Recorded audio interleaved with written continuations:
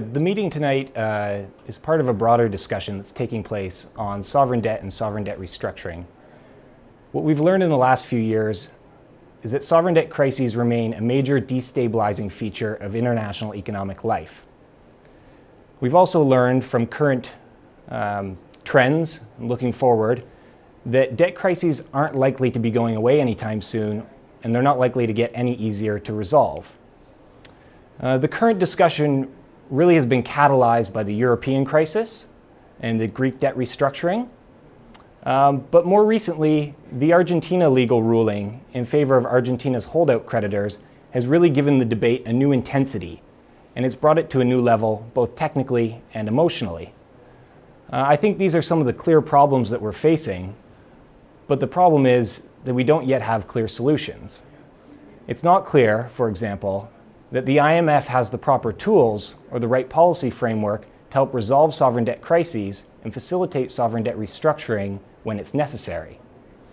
It's also not clear that the international community more generally, beyond the IMF and the World Bank, actually has the right arrangements in place to prevent or at least discourage future sovereign debt crises from breaking out, and when they do break out, to actually resolve them in a timely, orderly, and fair manner.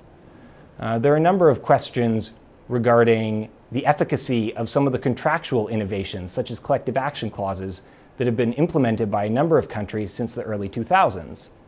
It's clear that they help and they're a step in the right direction, but do they really do enough?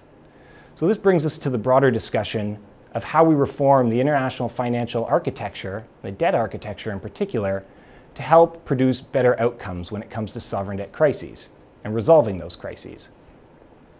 The typical dichotomy in the debate is between the statutory approaches on one hand and the contractual approaches on the other.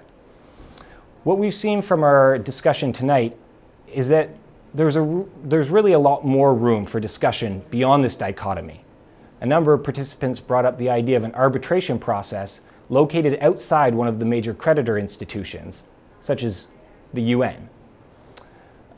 So the discussion tonight is really part of a broader global consultation on sovereign debt restructuring that we're trying to do at CIGI, and it's an attempt to bring in some new voices to the debate, some voices that are perhaps not as mainstream, that offer some fresh, invigorating ideas into the debate, and that hopefully get us one step closer to better international debt architecture.